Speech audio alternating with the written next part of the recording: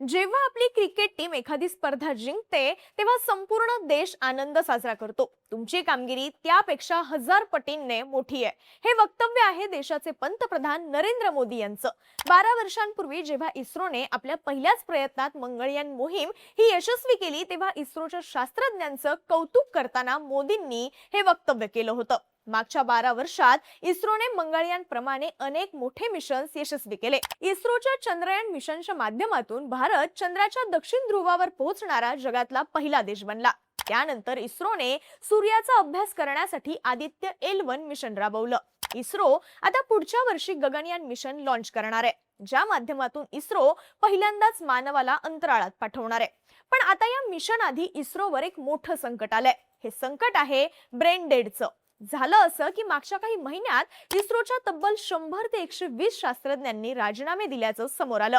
हे असे शास्त्रज्ञ आहेत जे इस्रोच्या गगनयान आणि चंद्रयान मिशनशी जोडलेले आहेत. अचानक एवढ्या मोठ्या प्रमाणात शास्त्रज्ञ सोडून जात असल्यामुळे इस्रोचे अनेक मिशन्स आता धोक्यात आल्याचं बोललं जात आहे. पण नक्की घडलंय काय? इस्रोचे शास्त्रज्ञ अचानक राजीनामे देऊन सोडून का चाललेत?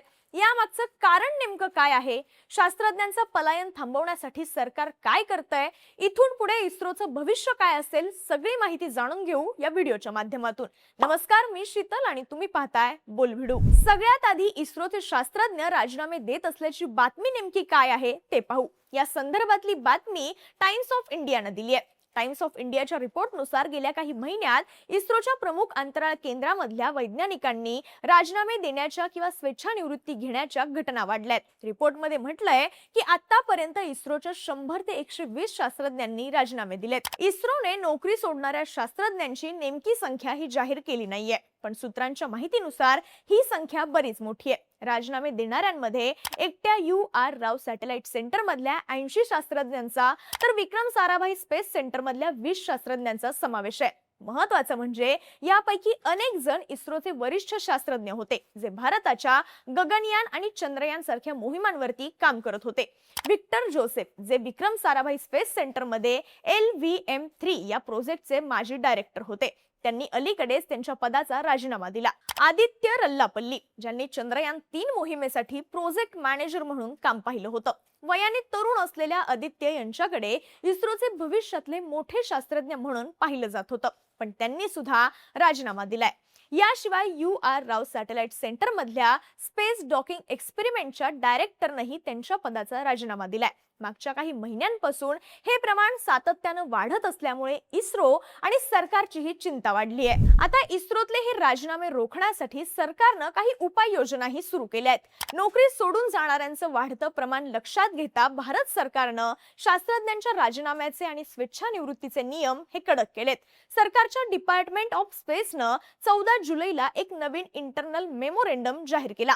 या अंतर्गत आता गगनयान किंवा इस्रोच्या इतर महत्त्वाच्या अंतराळ मोहिमांशी संबंधित शास्त्रज्ञांनी राजीनामा देणं किंवा VRS घेणं याकडे सामान्य प्रक्रिया म्हणून पाहिलं जाणार नाहीये. आदेशामध्ये म्हटलंय की शास्त्रज्ञ नोकरी सोडून जात असल्यामुळे गगनयान आणि इतर महत्त्वाच्या प्रोजेक्टवरती परिणाम होतोय. नवीन आदेशानुसार इथून पुढे इस्रोचे सेंटर प्रमुख किंवा डिपार्टमेंट प्रमुख थेट राजीनाम्यांना मंजुरी देऊ शकणार नाहीयेत. महत्त्वाचं म्हणजे गगनयान सारख्या प्रोजेक्टवरती काम करणारे शास्त्रज्ञ किंवा टेक्निकल कर्मचारी प्रोजेक्ट पूर्ण होईपर्यंत नोकरी सोडून जाऊ शकणार नाहीयेत. तरी सुद्धा जर एखाद्या कर्मचाऱ्यानं राजीनाम्याचा अर्ज सादर केलाच तर तो अर्ज सेंटर प्रमुख हे सरकारच्या डिपार्टमेंट ऑफ स्पेस कडे पाठवतील. या राजीनाम्याबाबत अंतिम निर्णय पूर्णपणे डिपार्टमेंट ऑफ स्पेस कडून घेतला जाईल. इतके दिवस इस्रो मधल्या राजीनाम्यांना अंतिम मंजुरी देण्याचा अधिकार सेंटर प्रमुखांना होता, पण आता हा अधिकार केंद्र सरकारनं आपल्या हातात घेतलाय. राजीनाम्यांचं वाढतं प्रमाण कमी करण्यासाठी सरकारकडून हा निर्णय घेण्यात आलाय. महत्त्वाचं म्हणजे इस्रोचे शास्त्रज्ञ राजीनामा देत असल्याचं इस्रो चीफ V नारायणन यांनी सुद्धा मान्य केलंय. त्यांचं म्हणणं आहे की सध्या अनेक जण संस्था सोडून जात असल्याची बातमी खरी आहे, पण कोणत्याही संस्थेसाठी ही सामान्य गोष्ट आहे. जर एखादी व्यक्ती सोडून गेली तर दुसरी व्यक्ती तिची जबाबदारी स्वीकारेल. आम्ही ही परिस्थिती योग्य प्रकारे हँडल करतोय. आता इथे सगळ्यात मोठा प्रश्न उभा राहतो, तो म्हणजे हे सगळं का घडतंय? इस्रोचे शास्त्रज्ञ अचानक राजीनामे का द्यायला लागलेत? तर इस्रो मधल्या या वाढत्या राजीनाम्यामागचं सगळ्यात मोठं कारण आहे दुसऱ्या स्पेस कंपन्यांमध्ये मिळणारी संधी. समोर आलेल्या माहितीनुसार इस्रोची नोकरी सोडलेले अनेक शास्त्रज्ञ आता प्रायव्हेट स्पेस स्टार्टअप्स मध्ये जॉईन होत आहेत. केंद्र सरकारने 2020 मध्ये देशाचं अंतराळ क्षेत्र खासगी कंपन्यांसाठी खुलं करण्याचा निर्णय घेतला. त्यानंतर 2023 मध्ये इंडियन स्पेस पॉलिसी लागू झाली. तेव्हापासून देशात प्रायव्हेट स्पेस स्टार्टअप्सची संख्या ही वेगाने वाढली आहे. सध्या भारतात Pixxel, Dhruva space, Skyroot aerospace, Agnikul cosmos, Bellatrix aerospace अशा अनेक खासगी स्पेस कंपन्या पुढे आल्यात. एका आकडेवारीनुसार सध्या देशात तब्बल 400 पेक्षा जास्त स्पेस स्टार्टअप्स रजिस्टर्ड आहेत. या स्टार्टअप्स मध्ये आतापर्यंत एकूण $500 मिलियन इन्व्हेस्टमेंट सुद्धा आली आहे. यापैकी $150 मिलियन इन्व्हेस्टमेंट फक्त 2025 या एका वर्षात आली आहे. इस्रोचे शास्त्रज्ञ आता चांगली संधी आणि मोठ्या पॅकेजेसच्या शोधात या खासगी कंपन्यांमध्ये जॉईन होत आहेत. इस्रोचे माजी अध्यक्ष डॉक्टर एस सोमनाथ हे चेन्नईच्या अग्निकुल कॉस्मॉस या स्पेस स्टार्टअप मध्ये जॉईन झाले. त्यांनी कंपनीच्या बोर्ड ऑफ डायरेक्टर्स मध्ये ऑब्झर्व्हर म्हणून पद स्वीकारले. सोमनाथ हे जानेवारी 2025 पर्यंत इस्रोचे अध्यक्ष होते. त्यांनी इस्रोच्या चंद्रयान 3 आणि आदित्य L1 सारख्या मोहिमांचं नेतृत्व केलेलं, पण ते आता एका स्टार्टअप साठी काम करतायत. इथे लक्षात घेण्यासारखी गोष्ट म्हणजे इस्रोतल्या या ब्रेंडेड सिच्युएशनचा फटका इस्रोच्या काही मोहिमांना सुद्धा बसल्याचं आता म्हटलं जात आहे. इस्रोचं वर्क हॉर्स मानल्या जाणाऱ्या PSLV चे एका वर्षात 2 मिशन्स फेल झालेत. या जानेवारी मध्ये घडलेली घटना. इस्रोचं PSLV C62 यान EOS N1 हे सॅटेलाइट घेऊन उड्डाण करत होतं, पण मिशनच्या तिसऱ्या टप्प्याच्या शेवटी एक टेक्निकल प्रॉब्लेम आला, ज्यामुळे यान त्याच्या ठरलेल्या मार्गावरून भरकटलं. अशा प्रकारे हे मिशन फेल झालं.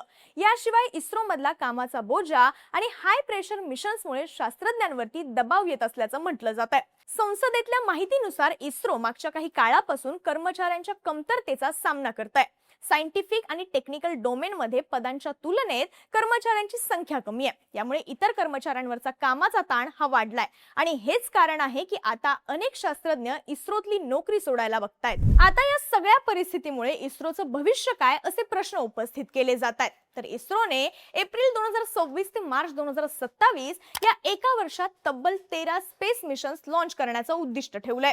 पण 2026 मध्ये आतापर्यंत फक्त एकच मिशन लॉन्च झालं आणि ते सुद्धा अपयशी ठरलं. यामुळे आता इस्रो समोर अनेक आव्हानं उभी राहिली आहेत. एकीकडे भविष्यातल्या स्पेस मिशन्सकडे लक्ष देण्याचं आव्हान आहे, तर दुसरीकडे शास्त्रज्ञांचा संस्थेबद्दल असणारा विश्वास टिकवून ठेवण्याचं आव्हान आहे. इस्रोमध्ये सध्या 14,000 पेक्षा जास्त कर्मचारी काम करतात. यामुळे सोडून जाणाऱ्या 100 ते 120 शास्त्रज्ञांचा आकडा तुलनेने कमी वाटू शकतो, पण जे शास्त्रज्ञ सोडून चाललेत ते इस्रोसाठी धोरणात्मक दृष्ट्या अत्यंत महत्त्वाचे आहेत. त्यामुळे ही घटना फार गंभीर मानली जाते. आता सरकारनं अनुभवी शास्त्रज्ञांचे राजीनामे रोखण्यासाठी जे नवे नियम आणलेत त्या नियमांनंतर राजीनाम्यांचं प्रमाण कमी होतं का हे पाहणं महत्त्वाचं आहे. तुम्हाला या संपूर्ण सिच्युएशन बद्दल काय वाटतं? इस्रोचे शास्त्रज्ञ राजीनामा का द्यायला लागलेत? तुमची मतं आणि प्रतिक्रिया आम्हाला कमेंट करून नक्की सांगा आणि माहितीपूर्ण व्हिडिओसाठी बोल व्हिडिओच्या YouTube चॅनलला सबस्क्राईब करायला विसरू नका.